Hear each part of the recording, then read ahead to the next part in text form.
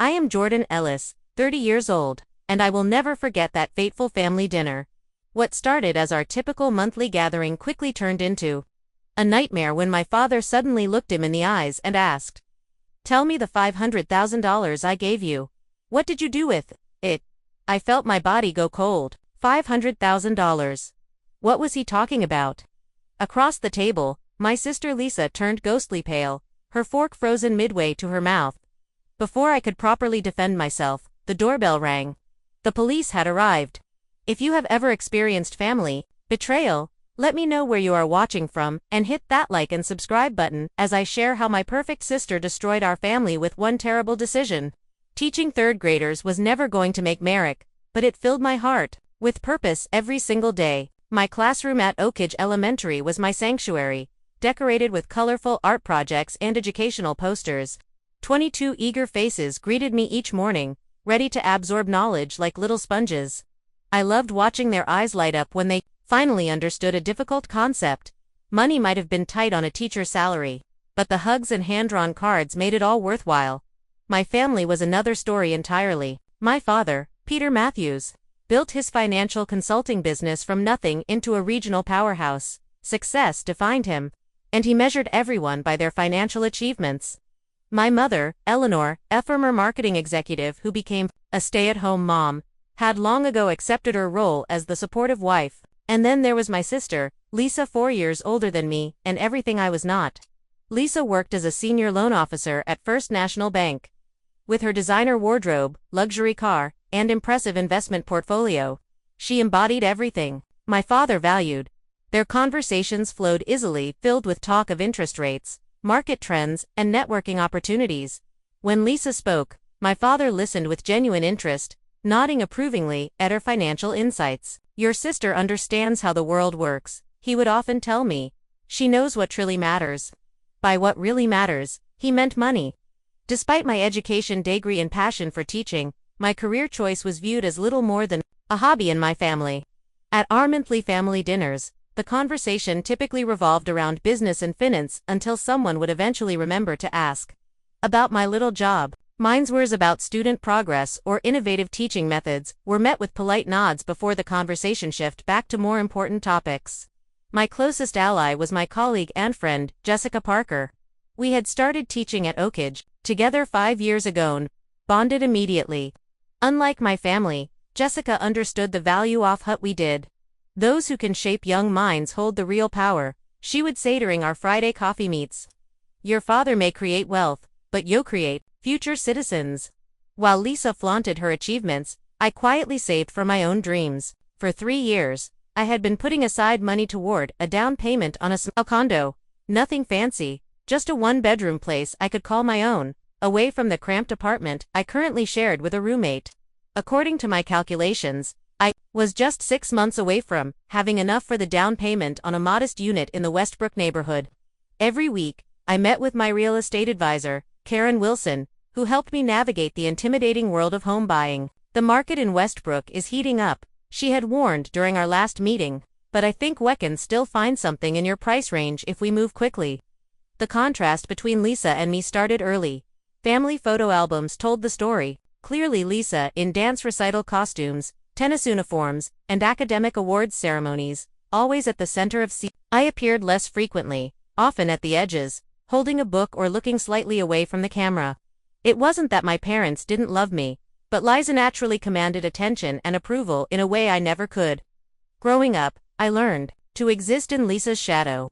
When she was named valedictorian, I sat in the audience between my beaming parents. When she graduated from an Ivy League business school, I organized the celebration party. She was always the star, and I was always the supertinkest. Yet, despite this imbalance, I maintained a relationship with my sister. We weren't best friends, but we met for lunch every few weeks, exchanged birthday gifts, and texted occasionally. There was tension beneath the surface, but I had accepted our dynamic long ago. I had my students, my savings plan, and me independence. Even if my family couldn't quite appreciate their value, little did I know that our carefully maintained family equilibrium was about to shatter completely. The first hint that something was wrong came during our monthly lunch at Perkins Cafe, exactly 1 week before the fateful family dinner. Lisa had suggested this trendy downtown spot known for its extravagances and Instagram-worthy dishes. I had grimaced at the menu prices but said nothing, knowing this was Lisa's way of subtly reminding me of our different financial situations. "So, how is the banking world treating you?" I asked as we waited for our food. Lisa seemed distracted, her eyes darting around the restaurant as if looking for someone. "Fine," she replied curtly, fidgeting with her silver bracelet. "Just busy with some complex clients." Her phone buzzed on the table. When she checked the screen, her face palled slightly. Before she excused herself, "Sorry, I need to take this," she said, hurrying toward the restrooms. She returned 10 minutes later, looking visibly shaken. Her perfectly applied makeup couldn't hide the worry lines around her eyes. "Everything okay?" I asked. "Just work stress," she replied too quickly. "Nothing to worry about." Later that afternoon, I had to drop off some documents at my father's office for my mother, who was helping with an upcoming charity event he was sponsoring. As I approached the modern glass building that housed Matthew's financial consultants, I spotted Lisa hurrying through the revolving doors. I called out to her, but she either didn't hear me or pretended not to.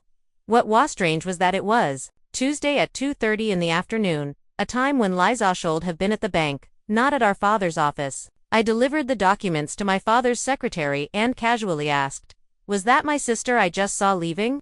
The secretary looked uncomfortable. "Miss Lisa has been coming by frequently this past month." "I thought you knew." 2 days later, my father called me sounding unusually stressed. "Jordan Ellis, did your mother mention anything strange about our bank statements to you?" The question caught me off guard. "Number is something wrong." "Nothing to concern yourself with," he replied dismissively. "Just a bankinger we're sorting out." That same evening, my mother called. Eleanor Matthews rarely called without a specific purpose, preferring to communicate through brief text messages or emails. "Your father has been acting strangely," she confided, her voice low, as if afraid of being overheard. "He's been locked in his home office for hours making phone calls. When I ask what's happening, he just says it's business, but I know something's wrong. He hasn't been sleeping." The day before a scheduled family dinner, Lisa texted the family group chat. "Maybe we should postpone dinner tomorrow. Work is crazy right now." My father's response was immediate and firm. "Dinner stands. Family comes first. We all need to be there." The unusual insistence in his message raised a red flag. Our monthly dinners were tradition. Yes, but scheduling had never been an issue before. That afternoon, I went to my parents' house to help my mother prepare some dishes ahead of time. As I chopped vegetables in the kitchen, I heard raised voices coming from my father's study. Curiosity got the better of me, and I quietly moved closer to the partially open door. "You need to tell him the truth now." My father's voice was stern. "Before things get worse, I told you I don't know what happened." Lisa's voice trembled slightly. "Maybe there's been a mistake. $500,000 doesn't just disappear by mistake." My father responded, his voice rising.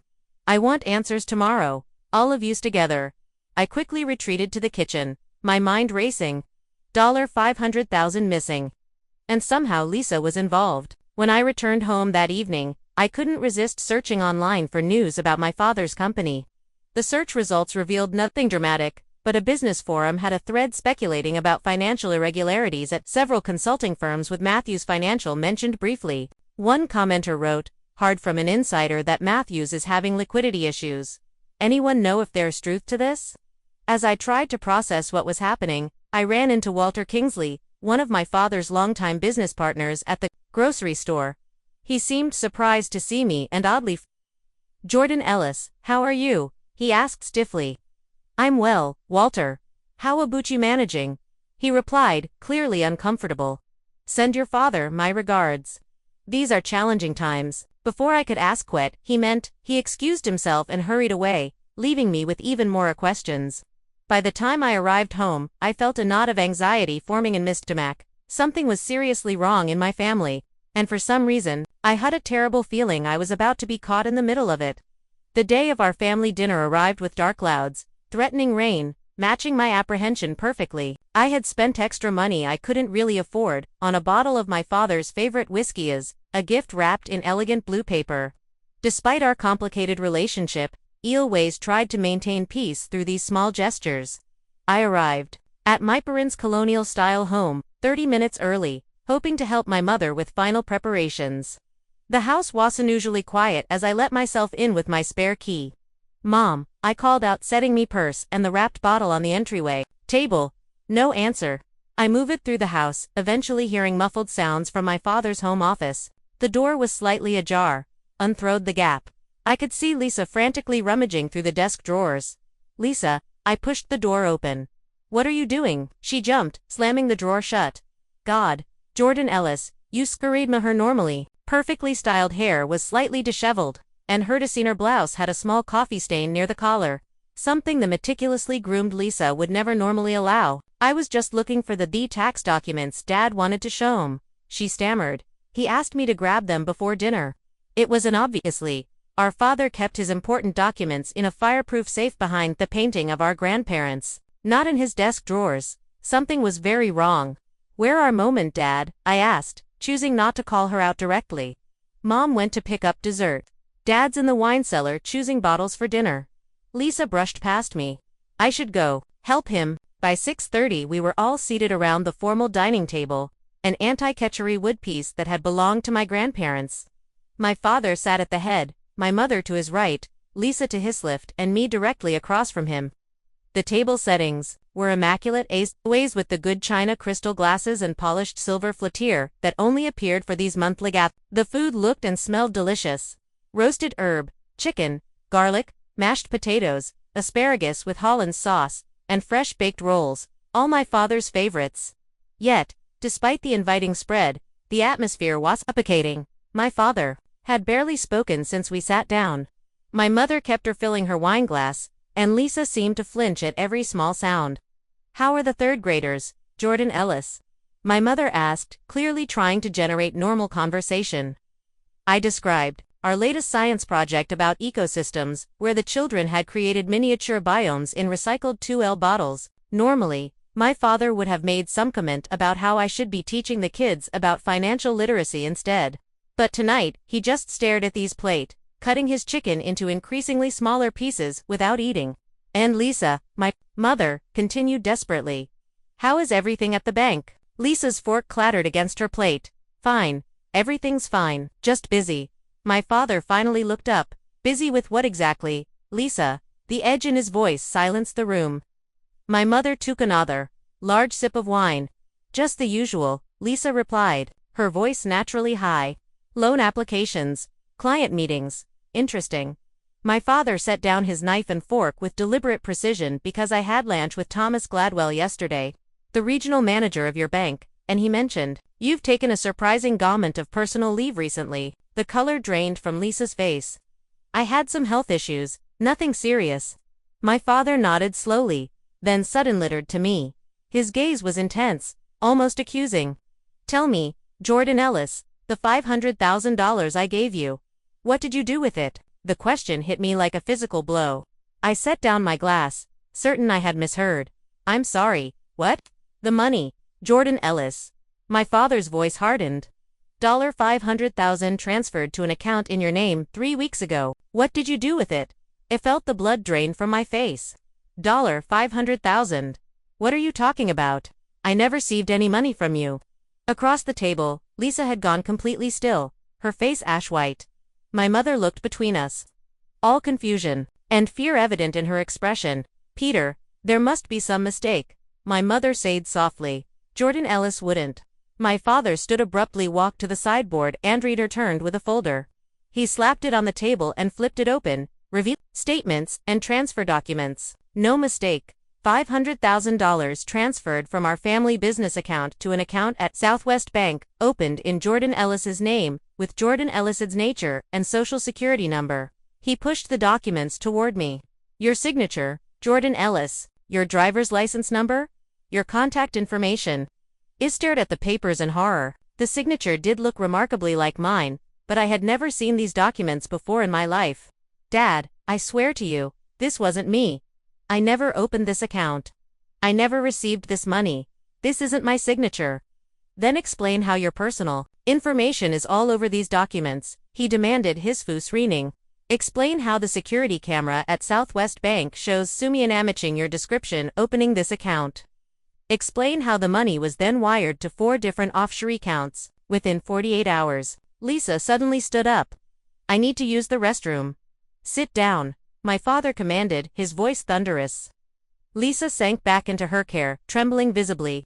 I think my mother said, her voice quavering. We should all take a moment to calm down and discuss this rationally. I've been calm for 3 weeks, my father replied coldly. Ever since our accountant discovered the missing funds, I've been investigating quickly, hoping there was an explanation. Hoping I was wrong about what I found. He turned back to me, eyes blazing. Was it gambling drugs? A boyfriend with expensive tastes. Tell me what was worth stealing from your own family. I didn't take anything. It protested, tears beginning to form. Dad, you have to believe me. I would never steal from you. I've been saving for years just to afford a tiny condo. Do you really think I would risk everything for money? The doorbell rang, cutting through the tension like a knife. My father checked his watch. Right on time, he said grimly. That would be Detective Roberts and Officer Patel. My mother gasped. You called the police? Peter, no. This isn't just a family matter anymore, Eleanor. This is grand theft. He stood and walked toward the front door. Someone is going to jail tonight. The 2 officers followed my father into the dining room. Detective Roberts was a tall woman with short gray hair and penetrating eyes that seemed to miss. Officer Patel, younger and in uniform, stood slightly behind her, Nateped ready.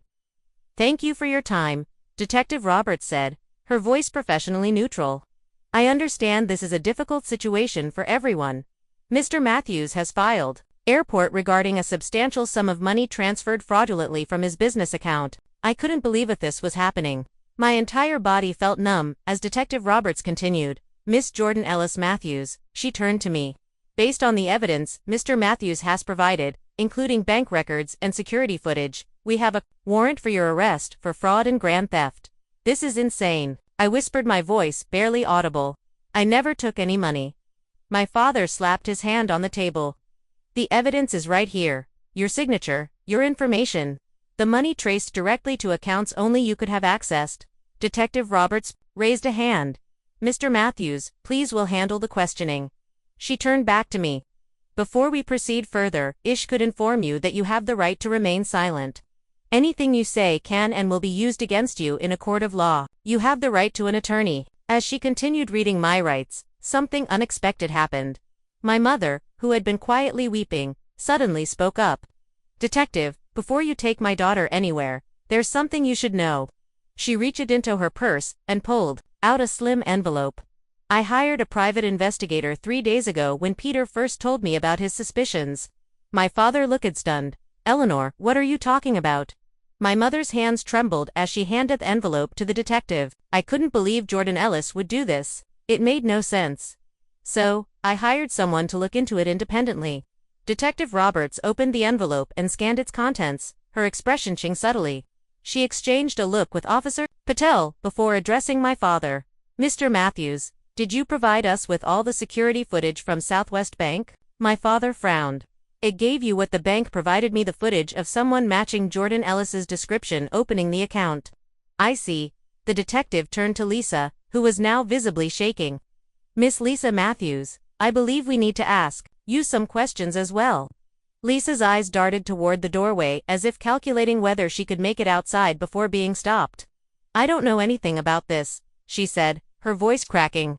Detective Roberts pulled a photo from the envelope. This is a clearer image from the bank's security system showing the person who opened the account using Jordan Ellis's identification. While there is a resemblance between the sisters' facial recognition, software confirms this is you, Lisa Matthews, wearing a wig styled similarly to your sister's hair. The room fell completely silent. My father took the photo with trembling hands, staring at it in disbelief. That's not possible, he whispered.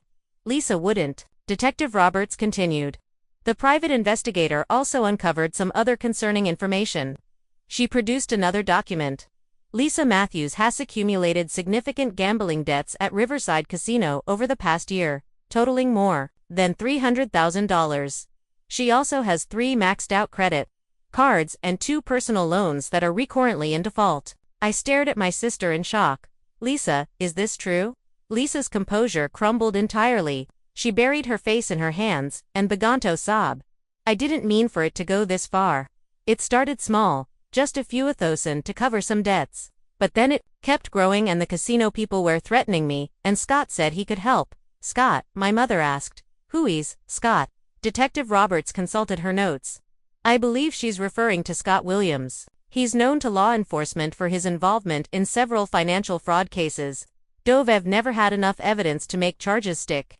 He said it would be a small loan, Lisa continued through her tears, just enough to get the casino off my back, but then he wanted more, and when I couldn't pay, he came up with this plan. He said no one would get hurt, that the money would seem to disappear into overseas accounts where Dad's company wouldn't be able to trace it. He had all the connections, knew how to create the fake IDs, forged the signatures. And you decided to frame your own sister? I asked, my voice hollow with disbelief. Lisa couldn't meet my eyes. It wasn't supposed to be like that. Scott said we needed someone to take the fall if things went wrong. It had to be someone close to Dad, someone who would have access, but wouldn't be suspected right away. She looked up briefly, tears streaming down her face. You were always the good one, Jordan Ellis. Always so perfect and honest. I thought even if suspicion fell on you initially, no one would really believe you did it. Clearly, you were wrong, Detective Roberts stated. Officer Patel, please read Miss Lisa Matthews her rights. As Officer Patel began the process, my father sat heavily in his chair, looking suddenly older than his 60 years. My own daughter, he murmured, my Lisa. Detective Roberts turned to me. Miss Jordan Ellis, I apologize for the confusion. Based on this new evidence, you are no longer a suspect. However, we will need your statement as part of our investigation. What about the money? My father asked, his voice hollow. Can it be recovered? Some of it, perhaps, the detective replied, but much depends on how quickly we can apprehend Mr. Williams and access the offshore accounts before they're emptied. Financial crimes of this nature are complicated to unravel. As Officer Patel led a still sobbing Lisa toward its front door, she suddenly pulled away and turned to face me. I'm sorry, Jordan Ellis, she whispered. I never thought it would go this far. I never thought Dad would actually call the police. I was going to fix it somehow. I swear. I couldn't find words to respond. The sister I had grown up with, competed with, envied in some ways, and pied in others, was being led away in handcuffs for stealing $500,000 and trying to frame me for the crime. The perfect daughter had fallen, and our family would never be the same again. The days following Lisa's arrest blurred together in a haze of police interviews, legal consultations, and emotional exhaustion. I took a week of emergency leave from school, unable to face students or colleagues, while my family name was splashed across local news outlets. Bank executive arrested for embezzlement from family business. Matthews, financial heir, caught in $500,000 fraud scheme. Sister versus sister, shocking betrayal. Rocks, prominent local family. Despite Detective Roberts' assurance that I was cleared of suspicion, the damage to my reputation had already begun. Parents of my students called the school principal with concerns. My neighbors avoided eye contact in the hallway of my apartment building. Even Jessica, my closest friend, admitted that other teachers were gossiping. They know it wasn't you, she assured me over coffee in her apartment, the only place I felt safe from prying eyes. But you know how people love drama. It will blow over. But would it? My family had been prominent in our community for generations. The Matthews name had always been associated with success, integrity, and financial acumen. Now it was synonymous with scandal. The investigation revealed layers of deception I could never have imagined. Lisa had been gambling heavily for almost 2 years, starting with weekend trips to Riverside Casino with colleagues and escalating to secret weeknight visits when the losses began to mount. She had taken out multi-millionaires' loans to cover her debts, using her position at the bank to obscure the paper trail. When that wasn't enough, she met Scott Williams, a charismatic con man who specialized in identifying desperate people with excesto money. He had approached her at the casino, offering solutions that seemed too good to be true, because they were. Williams is a professional detective, Roberts explained during one of our many interviews. He's worked similar schemes across 3 states. He identifies vulnerable targets with access to significant funds, builds their trust, then manipulates them into becoming accomplices, rather than victims. That way, they're too implicated to report him when things go south. Lisa was bailed at the county detention center, unable to make the $500,000 bail the judge had set given the severity of the charges and the missing funds. My parents visited her daily. I couldn't bring myself to go, not yet. My father aged years in mere days, the confident, sometimes arrogant man, who had built a financial empire, now moved like someone carrying an impossible weight. When we spoke, he could barely meet my eyes. I should have known, he said repeatedly. All the signs whereather, the sudden expenses, the evasive answers, the changes in behavior. I was so blind. My mother alternated between grief and fury. How could she do this, Tos? To you, she asked me one evening as we sat in their kitchen, the dining room, still untouched since that horrible night. Where did we go wrong with her? Jordan Ellis. I had no answers. I was still processing my own feelings of betrayal and confusion. The sister who had always seemed so perfect, so together, had been living a double life of addiction and mounting desperation. The sister who had looked down on my modest teacher's salary and simple lifestyle, had been drowning in debt and poor choices. And she had been willing to let me take the fall for her crimes. The professional fallout was severe as well. My principal, Dr. Harriet Chen, called me into her office my first day back. Jordan Ellis, you know I support you, she began cautiously, and legally you've been cleared of any wrongdoing. But several parents have expressed concerns about having their children in your classroom given the publicity. My heart sank. What does that mean? She sighed. For now, I think it's best I take on a curriculum development role, just temporarily until this blows over. You'll still be employed, still be paid, but not directly teaching until the situation resolves. In other words, I was being hidden away. My career progress stalled through no fault of my own. Meanwhile, the search for Scott Williams intensified. Police discovered had fled the country just hours after Lisa's arrest, likely tipped off by an associate. Interpol was involved now. ASF money trail led through accounts in the Cayman Islands, Switzerland, and Singapore. The private investigator Mimither had hired a retired police detective named Michael Reeves, continued to work with law enforcement, piecing together the extent of Scott's criminal network. His findings were disturbing. Your sister isn't his first victim, accomplice, Reeves told us during a briefing at my parents' home. We've identified at least 7 others in similar situations over the past 5 years. Typically, he finds people with gambling problems who work in financial institutions. He builds a relationship, sometimes romantic, sometimes as a mentor figure, and gradually entangles them in his schemes. Will they be able to catch him? My mother asked. Reeves hesitated. It's possible, but men like Williams are slippery. They have escape plans, fake identities, cash reservation, where even the best forensic accountants can't find them. As the investigation continued, I received an unexpected letter delivered to my apartment. It had no return address, but the handwriting on the envelope was unmistakably Lisa's. With trembling hands, I opened it. Inside was a 5-page handwritten confession detailing everything. How Shahad started gambling to impress colleagues. How the thrill of winning had hooked her. How quickly it spiraled out of control. She described meeting Scott at the casino bar after a particularly devastating loss, how he had seemed like her salvation. Their relationship had evolved from financial advisor to romantic partner, though she now recognized his affection had been entirely manipulative. I know you may never forgive me, she wrote near the end, and I wouldn't blame you. But you should know that using your identity wasn't my idea, it was Scott's. He said we needed a contingency plan, someone who could take the fall if things went wrong. When he suggested you, it protested at first, but he kept working on me, telling me you would never actually get in trouble, that Dad would protect you, that it was just insurance we would never need to use. The letter ended with a warning that chilled me to the bone. Be careful, Jordan Ellis. Scott knows who you are, and he blames you for the plan falling apart. The police protection won't last forever. He holds grudges, and he's more dangerous than I ever realized until it was too late. Immediately called Detective Roberts and handed over the letter. She arranged 4 additional patrols near my apartment building and advised me to stay with friends or family for a while. That night, as I packed a bag to stay at my parents' house, I received a text from an unknown number. You think this is over? It's just beginning. Nobody crosses Scott Williams and walks away. Nobody. After 2 weeks of living in fear, jumping at shadows, and sleeping poorly, I made a decision. I couldn't continue being a victim. I couldn't let Scott Williams control my life from wherever he was hiding. If the authorities could catch him quickly enough, perhaps I needed to help move things along. You want to do what Jessica's me across her kitchen table.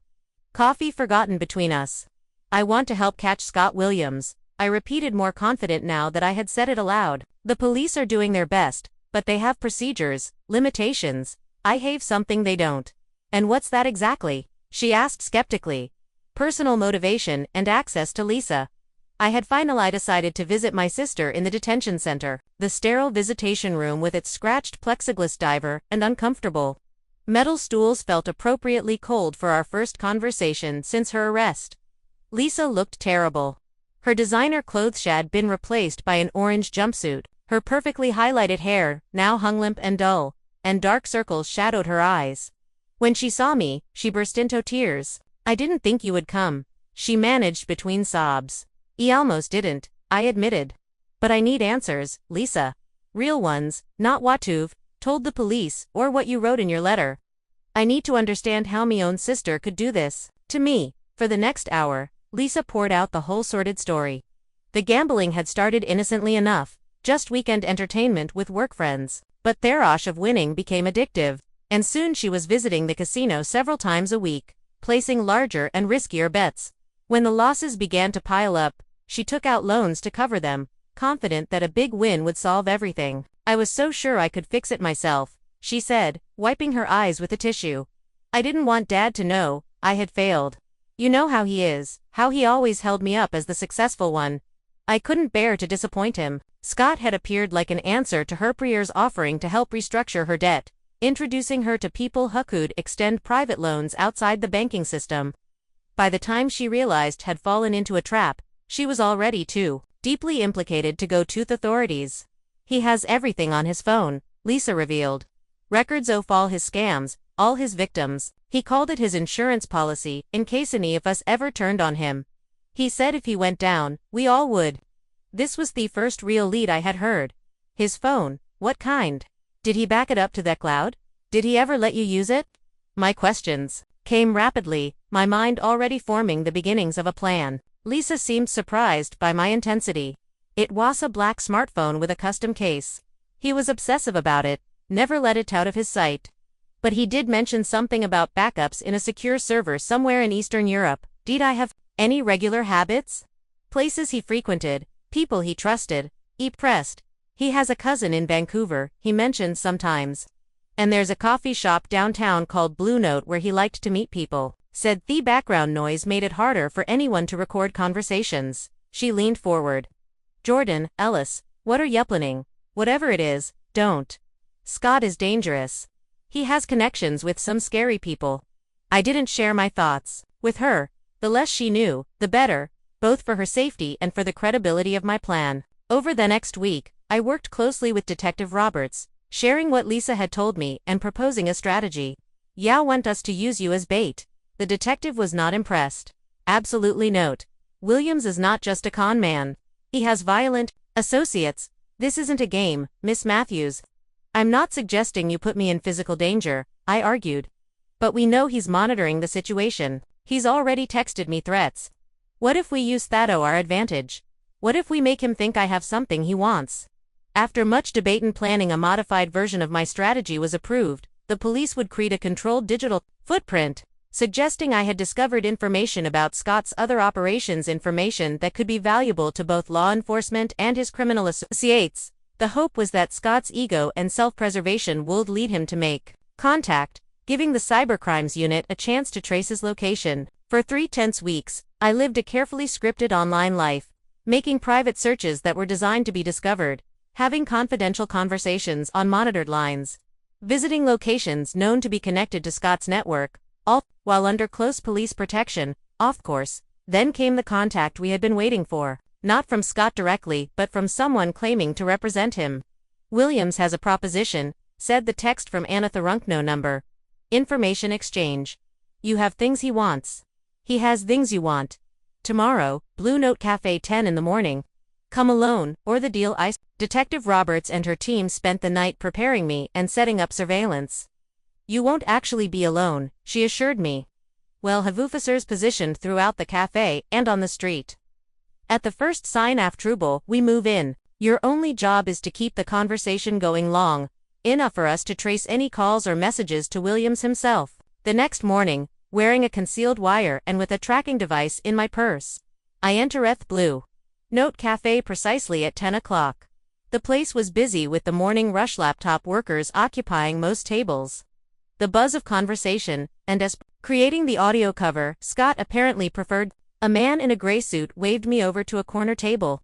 He was middle-aged, unremarkable looking, with thinning hair and glasses. Not at all what I had imagined, based on Lisa's descriptions of Scott's associates, Miss Matthews. He greeted me with a smile that didn't reach his eyes. "Thank you for coming.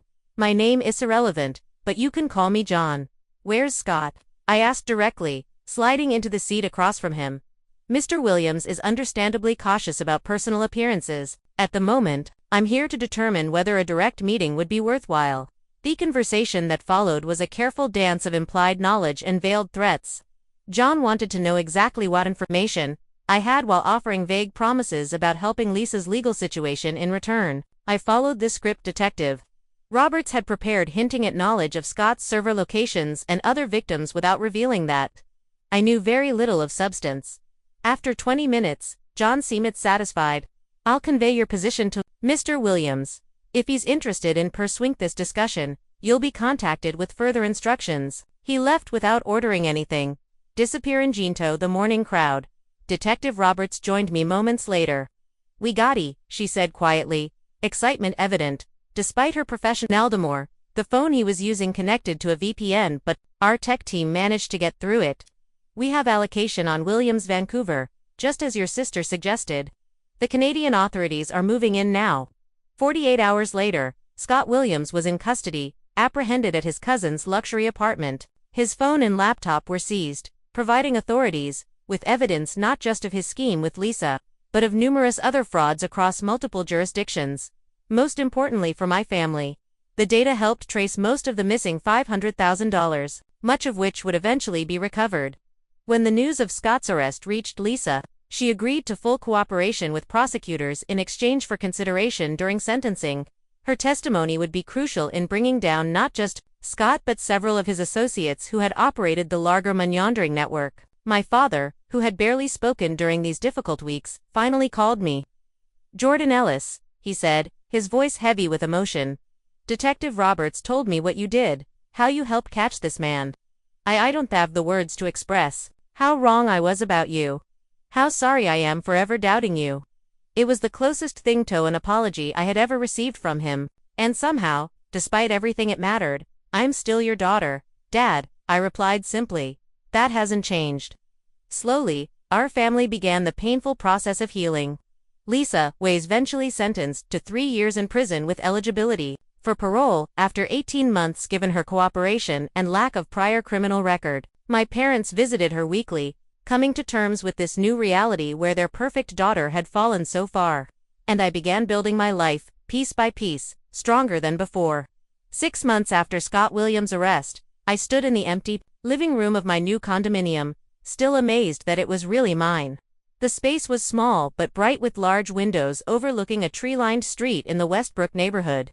My furniture was minimal, mostly second-hand pieces Jessica had helped me refinish, but the place felt like home in a way no other space ever had. The journey to this moment had been unexpectedly complicated. While the majority of the stolen funds were eventually recovered, the legal process was slow. My father, in a gesture that surprised everyone, had given me a portion of his own savings to make up the difference for my down payment. "Consider it an investment in your future," he had said gruffly, clearly uncomfortable with the emotional weight of the moment. "And perhaps a small repayment for what you endured because of our family." My weekly therapy sessions with Dr. Sofia Alvarez had become a cornerstone of my healing process. Initially reluctant to seek help, I now looked forward to our conversations, which helped me process not just the recent trauma, but the long-standing family dynamics that had contributed to it. "What you experience wasn't just a betrayal by your sister," Dr. Alvarez had explained in one pivotal session. "It was the collapse of a family mythology that had been constructed over decades. The perfect successful daughter versus the ordinary, valued one.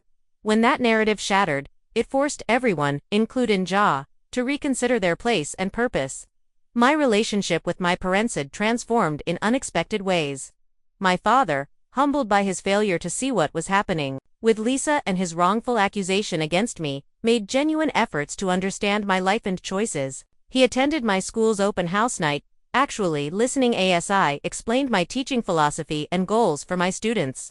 For the first time, he seemed to recognize that success could be measured in more than just dollars. My mother had found her voice again. After decades of deferring to my father in all major decisions, Eleanor Mathushad stepped up during the crisis in ways none of us expected. She had hired the private investigator, who first uncovered Lisa's involvement, insisted on maintaining contact with Lisa despite the shame and pain, and ultimately, being the emotional anchor that kept our family from completely disintegrating. Spent too many years being defined by your father's success and your sister's achievements, she told me over lunch one day. When everything fell apart, I realized I had my own strength. I just never had reason to use it before. As for Lisa, our relationship remained. I visited her in prison once a month. Our conversations rapidly evolving from awkward and tense to something approaching honest. She was participating in gambling addiction programs and financial responsibility courses, working toward a future that would look very different from her previous life. I always envied you, she confessed during a visit, surprising me. Your clarity of purpose, your contentment with your choices. I was always chasing the next promotion, the next status symbol, trying to fill something I couldn't even name. I envied you too. I admitted this with which you won Dad's approval, your confidence, your apparent success. Apparent being the key word, she said with a sad smile. None of it was real. I was drowning and too proud to ask for help. With the compensation from the recovered funds and my father's gift, I had finally achieved my dream of homeownership. But more importantly, I had returned to teaching the school board, having reinstated me to my classroom after a formal review cleared me name completely. I channeled my experience into creating a new financial literacy curriculum for elementary students, teaching basic concepts about money saving and making responsible choices in age-appropriate ways. That program was so successful that other schools in the district began adopting it, and I was invited to present the methodology at an educational conference. When I mentioned this to my father during our weekly phone call, his response brought tears to my eyes. Now that he said warmly is the kind of financial innovation I can truly be proud of. The most unexpected loop came on a rainy Tuesday afternoon when I received a small package at school. Inside was a simple silver keychain with a small charm shaped like a house and a note in my father's handwriting for new beginnings and doors that open to better places. I'm sorry it took me so long to see your value. Love, Dad. That evening, as I arranged books on my new shelves and pinned photographs to my bulletin board, I reflected on the strange, painful journey that had led me here. A journey that began with betrayal and accusation had somehow resulted in greater authenticity and truth than my family had ever known before. The following weekend, my parents came for dinner at me new place, the first of what would become a monthly tradition to replace the formal dinners of the past. As we sat around my small table, eating pasta made from my grandmother's recipe, the conversation flowed more naturally than it ever had. 2 new beginnings. My father toasted, raising his water glass since he had given up alcohol as part of his own personal changes. And to truth, my mother added, to finding strength we didn't know we had, I concluded. Later, after they had gone, I stood on my small balcony, looking at the night sky, feeling a sense of peace that had been missing for too long. The family mythology had been painfully shattered, but from its pieces, we were building something new, something real. If there's one thing I've learned from this ordeal, it's that the truth, however painful, is always less destructive than the most comfortable lie. My sister's deception nearly destroyed our family, but in forcing us to confront reality, it ultimately gave us a chance at genuine connection.